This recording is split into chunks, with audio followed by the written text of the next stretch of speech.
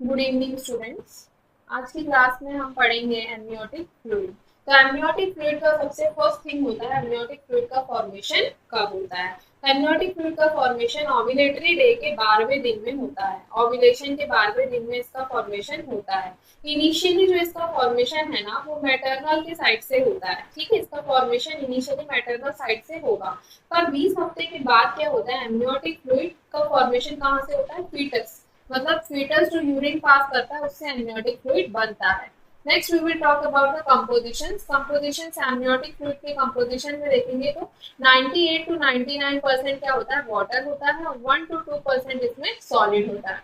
तो ऑर्गेनिक और inorganic. Organic मतलब कार्बन प्रेजेंट, तो कार्बन प्रेजेंट में और क्या होगा? ग्लूकोज इसमें पाया जाएगा, glucose, amino acids.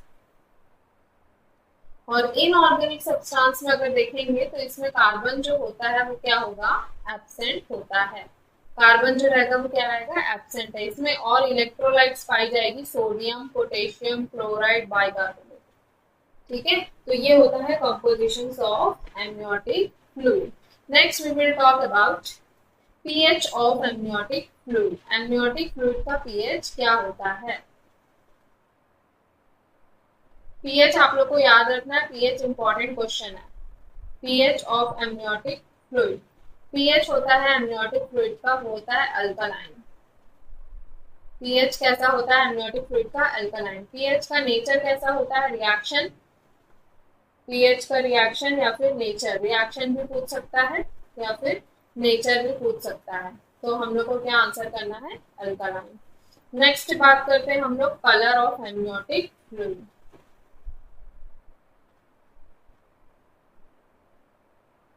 Colour of amniotic fluid, initially मतलब स्टार्टिंग के दौरान ये कलरलेस होता है। इनिशियली ये क्या होता है? कलरलेस होता है। और नियर टर्म, टर्म में आते आते नियर टर्म ये पेल येलो कलर का हो जाता है। Near term pale yellow colour का हो जाता है। नेक्स्ट बात करें इसके स्पेसिफिक ग्रेविटी का, तो एमनियोटिक फ्लूइड का स्पेसिफिक ग्रेविटी होता है 1.010। This is the important question, specific gravity पूछता है। Next important question, what is the osmolarity of amniotic fluid. ये सब पॉइंट्स आप लोग को याद रखना है। Osmolarity of amniotic fluid, osmolarity amniotic fluid का होता है 250 मिली ऑस्मोल पर लीटर। ऑस्मोलैरिटी जो रहता है ये इंडिकेट करता है फीटल मैच्योरिटी, फीटल कितना मैच्योर हुआ है ये इंडिकेट करता है ऑस्मोलैरिटी ऑफ एमनियोटिक फ्लूइड। ठीक है, नेक्स्ट होता है एमनियोटिक फ्लूइड का रिप्लेसमेंट। हर 3 आवर में एमनियोटिक फ्लूइड क्या होता है? रिप्लेस होता है।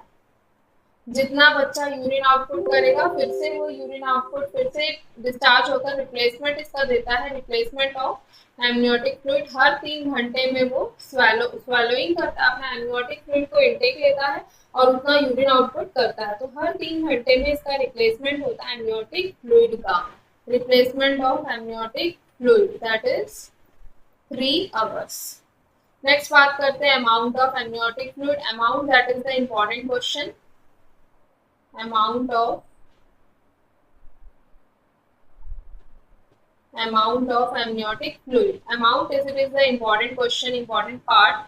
12 weeks में 12 weeks, 20 weeks, 36 weeks, 38 to 40 weeks। 12 weeks में इसका अमाउंट होता है 50 ml।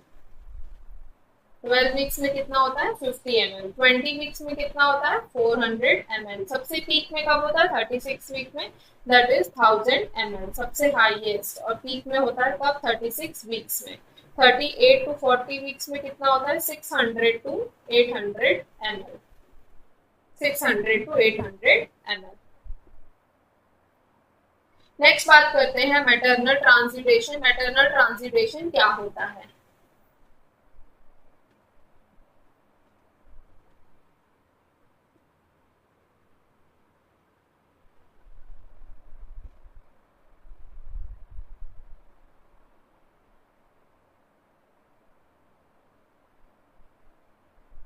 Maternal translation that is the formation of amniotic fluid. जैसे मैं बताई कि एमनियोटिक फ्लूइड का फॉर्मेशन इनिशियली मैटरनल साइड से होता है, ठीक है, मैटरनल साइड से होता है formation of amniotic fluid.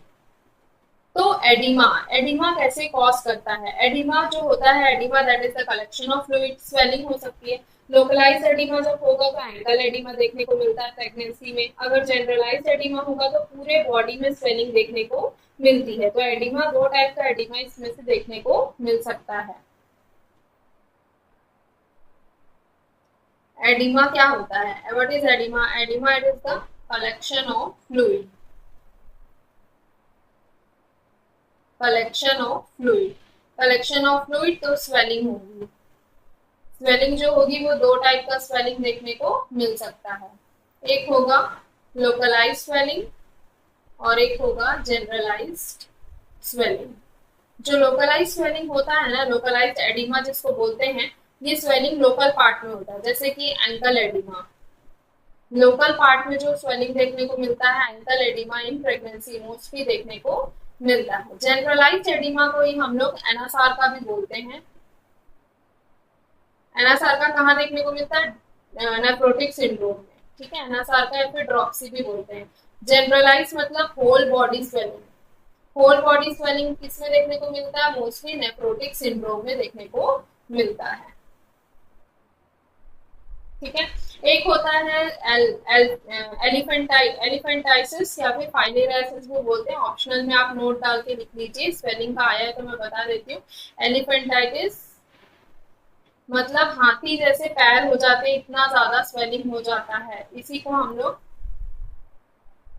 Filariasis भी बोलते हैं। ये क्या होता है? एक पैरासाइटिक इन्फेक्शन होता है, पैरासाइटिक इन्फेक्शन। पैरासाइट का नाम होता है इसमें, इस पैरासाइट का नाम है वाउचेरिया ब्रैनकॉफ्टी। पैरासाइट का नाम है वाउचेरिया ब्रैनकॉफ्टी। नेक्स्ट होता है पिटिंग एडिमा, जिसको हम लोग सॉफ्ट एडिमा कहते हैं। एक टाइप का एडिमा होता है पिटिंग एडिमा, जिसको हम लोग क्या बोलते हैं? सॉफ्ट एडिमा बोलते हैं। और नॉन पिटिंग एडिमा होता है,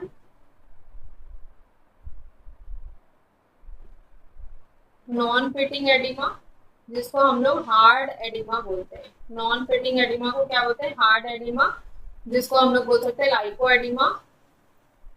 टर्मिनोलॉजी यूज कर सकते हैं लाइको एडिमा या फिर मैक्सो एडिमा,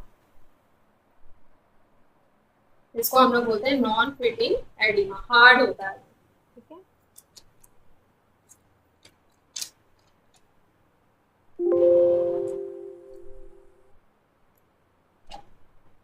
नेक्स्ट बात करते हैं हम लोग colour of amniotic fluid. Next बात करते हैं हम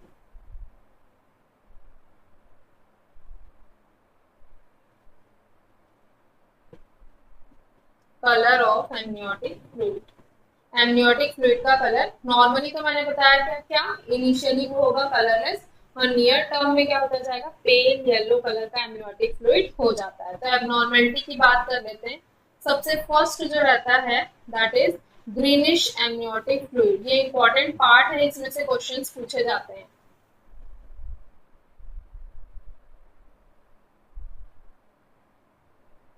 ग्रीनिश एमनियोटिक फ्लूइड ये कौन सी कंडीशन में देखने को मिलता है? ये कंडीशन में देखने को मिलता है फीटल डिस्ट्रेस में।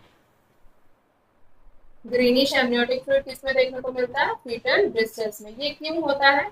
Because of presence of biliverdin, presence of biliverdin. Biliverdin क्या होता है? एक बाइल पिगमेंट होता है। बिलीवर्डिन क्या है? एक बाइल पिगमेंट होता है, ठीक है। अगर बच्चा फर्स्ट स्टूल पास करता है वो भी ग्रीन कलर का होता है, ठीक है, जिसको हम लोग म्यूकोनियम बोलते हैं।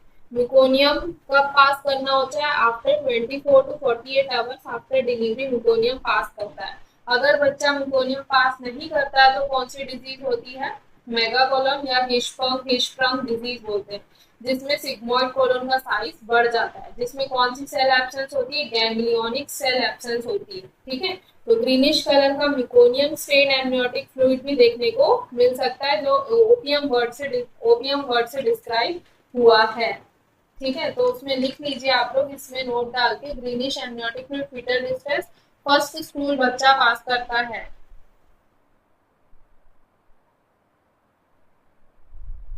First stool pass out, that is meconium.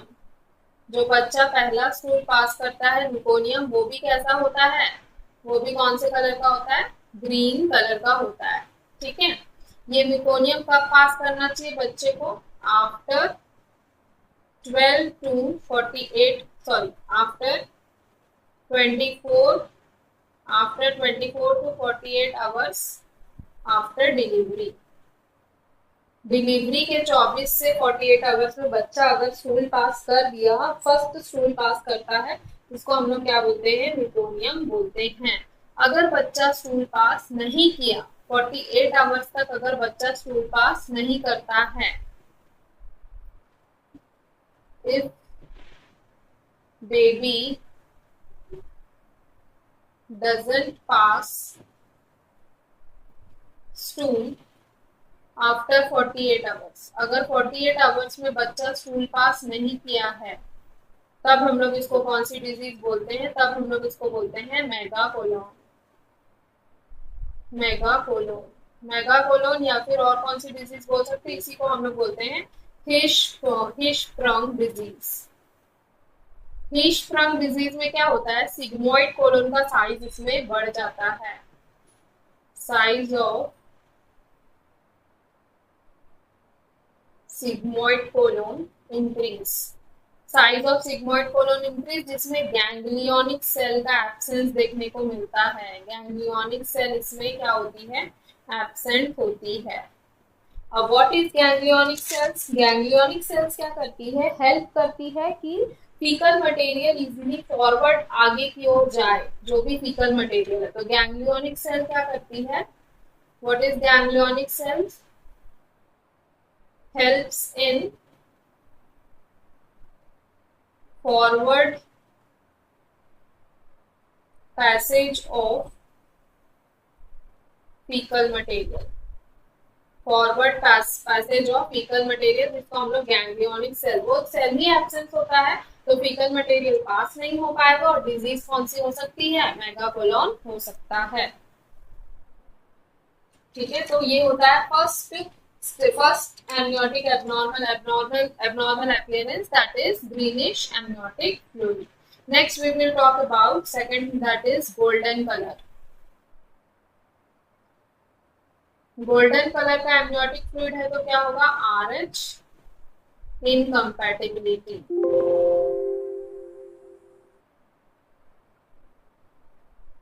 RH incompatibility. ठीक है, थर्ड होता है that is greenish yellow color,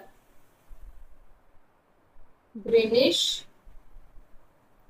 yellow colour, greenish yellow colour को ही हम लोग सैफरन कलर भी बोलते हैं। ग्रीनिश येलो कलर और सैफरन कलर, ये किसको इंडिकेट करता है, पोस्ट मैच्योरिटी को। ये किसको इंडिकेट करता है, पोस्ट मैच्योरिटी को। Dark red colour, dark red colour indicate करता है हैमरेज। नेक्स्ट हैमरेज, ठीक है, हैमरेज जो रहता है, हैमरेज देखने को मिलता है। नेक्स्ट होता है dark brown colour, dark brown colour या टोबैको कलर, ये कब देखने को मिलता है, IUD। ठीक है, अब नेक्स्ट हम लोग कुछ इंपॉर्टेंट नोट करके आप लोग लिख लीजिए, नोट डाल के कुछ पॉइंट्स मैं बता रही हूँ वो लिख लीजिएगा।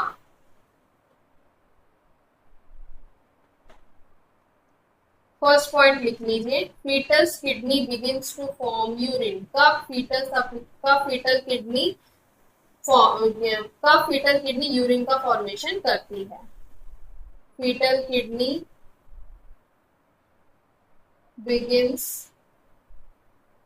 to form यूरिन, या फिर फीटस स्वैलो, कब फीटस स्वैलो स्टार्ट करता है? फीटस कब एमनियोटिक फ्लूइड को स्वैलो करना स्टार्ट करता है? Fetus start to swallow amniotic fluid, fetus start to swallow amniotic fluid, ये कब होता है? At 12 weeks, at 12 weeks. Sex determination भी 12 वीक्स में पता चल जाता है, sex determination at 12 weeks. Next term fetus में हम लोग देख लेते हैं। टर्म फीटस में कितना स्वैलो वो करता है और कितना यूरिन आउटपुट बच्चा करता है। टर्म फीटस अगर देखेंगे तो 400 to 700 ml swallowing of amniotic fluid, amniotic fluid को वो स्वैलो करता है कितना? 400 to 700, 400 to 700 एमनियोटिक फ्लूइड को वो स्वैलो करता है। नेक्स्ट देखेंगे कितना वो यूरिन आउटपुट करता है? 400 to 1200 ml जो रहता है वो यूरिन आउटपुट करता है। 400 to 1200 ml क्या करता है? वो यूरिन आउटपुट करता है। ठीक है, नेक्स्ट अब हम लोग बात करते हैं clinical significance of amniotic fluid.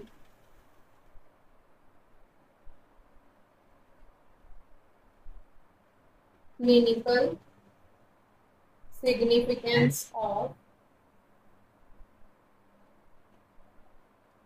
Amniotic fluid, clinical significance of amniotic fluid. Amniotic fluid को हम लोग कैसे जानेंगे? तो फर्स्ट हम लोग किसके द्वारा पता करते हैं? AFI, AFI that is amniotic fluid index,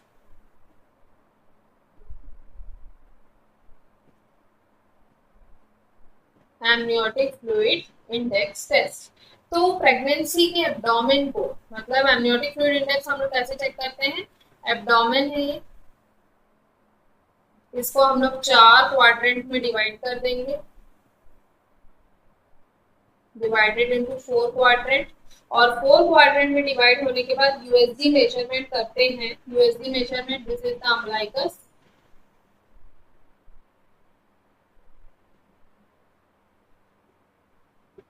maximum length कौन से क्वाड्रेंट की है? ठीक है, मैक्सिमम लेंथ कौन से क्वाड्रेंट की है? तो जैसे मान लो ये फर्स्ट क्वाड्रेंट है, ये सेकंड क्वाड्रेंट है, ये थर्ड है, ये फोर्थ है। ठीक है, और मान लो कि अगर फर्स्ट क्वाड्रेंट में 5 सेंटीमीटर शो हो रहा है, सेकंड क्वाड्रेंट में 6 सेंटीमीटर शो हो रहा है, थर्ड क्वाड्रेंट में 5 सेंटीमीटर शो हो रहा है, फोर्थ क्वाड्रेंट में 5 सेंटीमीटर शो हो रहा है।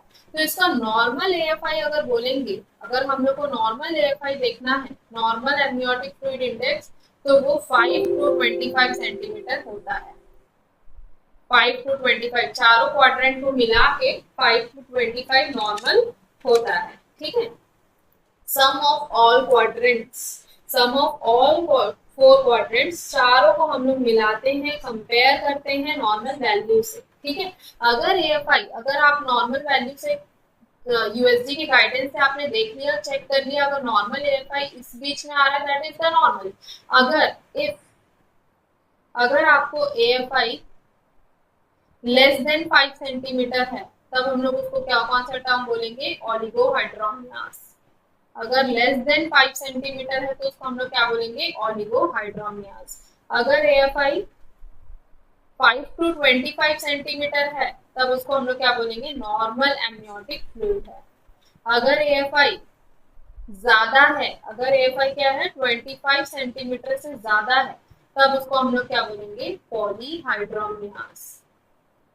तब हम लोग क्या बोलेंगे? पॉलीहाइड्रोमियास बोलेंगे। ठीक है, तो ये क्या हुआ? AFI एमनियोटिक फ्लूइड इंडेक्स से हम लोग कैसे पता लगाते हैं कि मदर ओलिगोहाइड्रोमियास में है कि पॉलीहाइड्रोमियास में। अब क्या होता है? लार्ज वर्टिकल पॉकेट भी देखते हैं। ठीक है, लार्ज वर्टिकल पॉकेट कैसे देखते हैं? अब जैसे कि पॉकेट्स हैं, ठीक है, चार क्वाड्रेंट्स को हमने डिवाइड किया। अब सबसे लार्जेस्ट वर्टिकल पॉकेट कौन सा है? जैसे कि मान लो ये हम लोग का यूट्राइन कैविटी है। यहाँ पर बच्चा है, यहाँ पर बेबी है और यहाँ पर प्लेसेंटा है। ये पूरा प्लेसेंटा है। तो कौन सा ऐसा लार्जेस्ट मतलब area space without any fetal part, सबसे लार्जेस्ट एरिया कौन सा है जिसमें फीटल पार्ट नहीं है? तो अगर इसमें लार्जेस्ट एरिया की बात करूँ तो यहाँ से भी मैं ले सकती हूँ, यहाँ से भी ले सकती हूँ, पर यहाँ का एरिया क्या है, कम है, फीटल पार्ट यहाँ पर ज्यादा है। अगर मैं लार्जेस्ट बोलूँ तो ये मेरा लार्जेस्ट होगा बिकॉज यहाँ पर कोई फीटल पार्ट नहीं है। तो ये सबसे लार्जेस्ट वर्टिकल पॉकेट हो गया। ठीक है, तो सबसे लार्जेस्ट वर्टिकल पॉकेट जहां पर फीटल का कोई भी पार्ट नहीं होगा उसको हम लोग बोलते हैं लार्जेस्ट वर्टिकल पॉकेट। इससे भी हम लोग एमनियोटिक फ्लूइड का पता लगाते हैं। तो नेक्स्ट जो टेस्ट होता है वो होता है लार्जेस्ट वर्टिकल पॉकेट, एलवीपी जिसको बोलते हैं। जो नॉर्मल एलवीपी होता है ना, नॉर्मल एलवीपी वो 2 to 8 सेंटीमीटर होता है।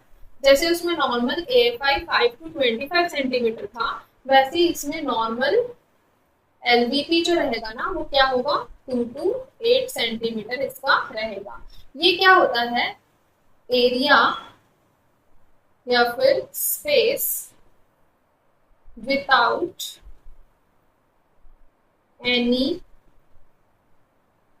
फीटल पार्ट या फिर अम्बलाइकल पार्ट, कोई भी अम्बलाइकल पार्ट या फीटल पार्ट का पोर्शन जिसमें नहीं होना चाहिए। ठीक है, अगर एलवीपी लेस देन 2 सेंटीमीटर है तो वो क्या होगा, ओलिगोहाइड्रोमियास। अगर एलवीपी मोर देन 8 सेंटीमीटर होगा तो क्या होगा, पॉलीहाइड्रोमियास। तो एलवीपी के द्वारा भी हम लोग ओलिगो और पॉलीहाइड्रोमियास का पता लगा सकते हैं। ठीक है, अब नेक्स्ट हम लोग देखते हैं ओलिगोहाइड्रोमियास।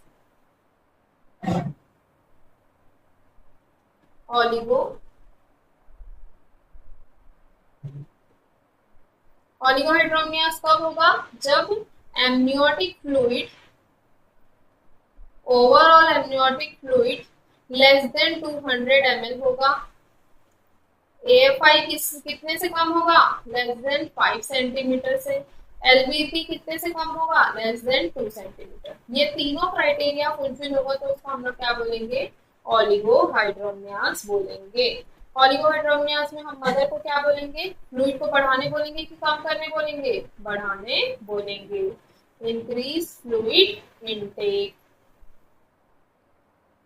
इसके लिए हम लोग मदर को लेने बोलते हैं एल आर्जिनिन सैचेट्स आते हैं जो पानी की कमी, पानी जो कम है वो चीज को फुलफिल करेगा। या फिर हम लोग इसमें एमनियो इन्फ्यूजन करते हैं, एमनियो फ्यूजन कैसे करते हैं, फ्लूइड इंजेक्ट करते हैं एमनियोटिक फ्लूइड, एमनियोटिक एरिया में, fluid injection in amniotic cavity with the help of syringe or needle।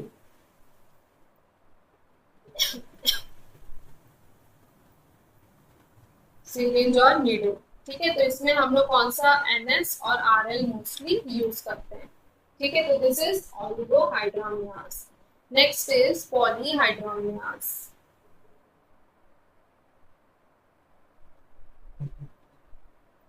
पॉलीहाइड्रोमियास में देखेंगे तो पॉलीहाइड्रोमियास में एमनियोटिक फ्लूइड क्या होगा, ज्यादा होगा। Amniotic fluid more than 2000 ml। AFI कितना होगा बताइए, मोर देन 25 सेंटीमीटर। LVP कितना होगा, मोर देन 8 सेंटीमीटर। इसमें हम लोग क्या बोलेंगे मदर को, फ्लूइड इनटेक को कम करें, मिनिमाइज फ्लूइड इनटेक। और क्या बोलेंगे, प्रोवाइड बेड रेस्ट। और क्या बोलेंगे, एमनियोसेंटेसिस। इसमें हम लोग परफॉर्म कर सकते हैं एमनियोसेंटेसिस। एमनियोसेंटेसिस को भी बोलते हैं एमनियो रिडक्शन, जिसमें हम लोग एमनियोटिक फ्लूइड को एस्पिरेट करते हैं।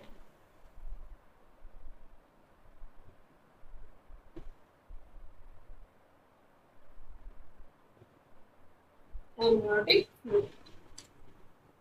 नेक्स्ट बात करते हैं हम लोग functions of amniotic fluid.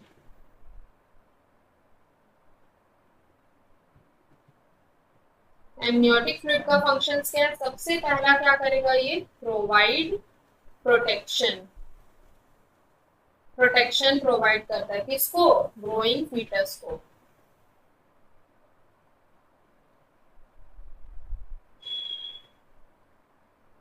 Temperature को रेगुलेट करने में हेल्प करता है। फ्री मूवमेंट करने देता है, बच्चा जितना अच्छे से मूव करता है। अलाउ, जितना अच्छा एमनियोटिक फ्लूइड होगा बच्चा उतना अच्छा खासा मूव करेगा। Allow free movement to fetus. Provide nutrition, nutrition भी देता है बट बहुत नेग्लिजिबल अमाउंट में, पर न्यूट्रिशन प्रोवाइड होता है इन negligible amount. So this is all about our topic amniotic fluid. तो amniotic fluid एक छोटा सा टॉपिक है। amniotic fluid में हम लोग क्या क्या देखे हैं? amniotic fluid का फॉर्मेशन। amniotic fluid का फॉर्मेशन कब होता है? 12th पोस्ट ओव्यूलेटरी डे में amniotic fluid का फॉर्मेशन होता है। amniotic fluid जो रहता है वो इनिशियली मैटरनल ट्रांजिटेशन में बनता है। 20 वीक्स के बाद एमनियोटिक फ्लूइड किससे बनना स्टार्ट हो जाता है? बच्चे के फीटस के यूरिन से। एमनियोटिक फ्लूइड का कंपोजिशन 98 to 99% वाटर होता है, 1 to 2% क्या होता है? सॉलिड होता है। Solid is subdivided into two part, organic और इनऑर्गेनिक। ऑर्गेनिक में कार्बन क्या होता है? प्रेजेंट होता है। इनऑर्गेनिक में कार्बन क्या होता है? एब्सेंट होता है। ऑर्गेनिक में ग्लूकोज अमाइनो एसिड्स पाए जाते हैं, इनऑर्गेनिक में इलेक्ट्रोलाइट्स पाए जाते हैं। नेक्स्ट पीएच एमनियोटिक फ्लूइड का कैसा होता है? अल्कलाइन होता है। कलर कैसा होता है? इनिशियल स्टार्टिंग के डेज में तो कलरलेस होता है, बट में आते आते वो कैसा हो जाता है? Pale yellow. स्पेसिफिक ग्रेविटी कितनी होती है? 1.010। ऑस्मोलैरिटी कितनी होती है? 250 ऑस्मोल पर लीटर। नेक्स्ट हम लोग देखे थे रिप्लेसमेंट ऑफ एमनियोटिक फ्लूइड। हर 3 घंटे में बच्चे का एमनियोटिक फ्लूइड रिप्लेसमेंट होता है। अमाउंट कैसे होता है? 12 वीक्स में 50 ml, 20 वीक्स में 400 ml, 36 वीक्स में हम लोग देख रहे हैं कि 1000 ml। तो 36 वीक्स का ही हम लोग को ज्यादा ध्यान रखना है। This is the important portion. 38 to 40 weeks में 600 to 800 ml। फिर हमने देखा कि एडिमा जो होता है वो कैसे हो रहा है। तो एडिमा लोकलाइज भी हो सकता है, जनरलाइज एडिमा भी हो सकता है। फिर मैंने बताया था कि पिटिंग एडिमा मतलब soft oedema, non pitting oedema मतलब हार्ड एडिमा। फिर कलर देखे थे, ग्रीनिश कलर का है अगर तो फीटल डिस्ट्रेस होता है। पहला स्टूल बच्चा पास करता है ग्रीन कलर का मेकोनियम, वो 24 से 48 आवर डिलीवरी के बाद पास करता है। अगर बेबी स्टूल पास नहीं किया तो सिग्मॉइड कोलन का साइज बढ़ जाता है, गैंग्लियोनिक सेल उसमें एब्सेंट होती है, तो फीकल मटेरियल आगे चलकर पास नहीं हो पाता, तो डिजीज होती है मेगाकोलॉन या हिशपंग डिजीज होती है। नेक्स्ट फिर हमने देखा था गोल्डन कलर का एमनियोटिक फ्लूइड है तो आरएच इनकम्पेटिबिलिटी, ग्रीनिश कलर का है तो post maturity, dark red colour का है तो हेमरेज, डार्क ब्राउन कलर का है तो आईयूडी। फिर हमने कुछ इंपॉर्टेंट पॉइंट्स देखे थे जैसे कि फीटस का किडनी कब यूरिन का फॉर्मेशन करता है और फीटस एमनियोटिक फ्लूइड को स्वेलो करना कब स्टार्ट करता है? 12 हफ्ते में। सेक्स डिटर्मिनेशन कब होता है? 12 हफ्ते में। बच्चा कितना एमनियोटिक फ्लूइड को स्वेलो करता है? 400 to 700 ml। यूरिन आउटपुट कितना करता है? 400 to 1200 ml। फिर हमने देखा एएफआई। एएफआई अगर नॉर्मल एएफआई 5 to 25 सेंटीमीटर होता है, 5 से कम है तो ऑलिगो, 25 से ज्यादा है तो पॉली। लार्जेस्ट एलवीपी 2 to 8, अगर 2 से कम है तो ऑलिगो, 8 से ज्यादा है तो poly.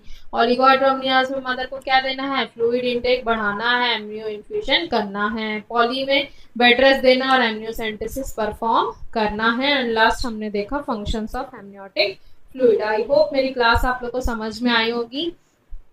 Thank you for attending this class.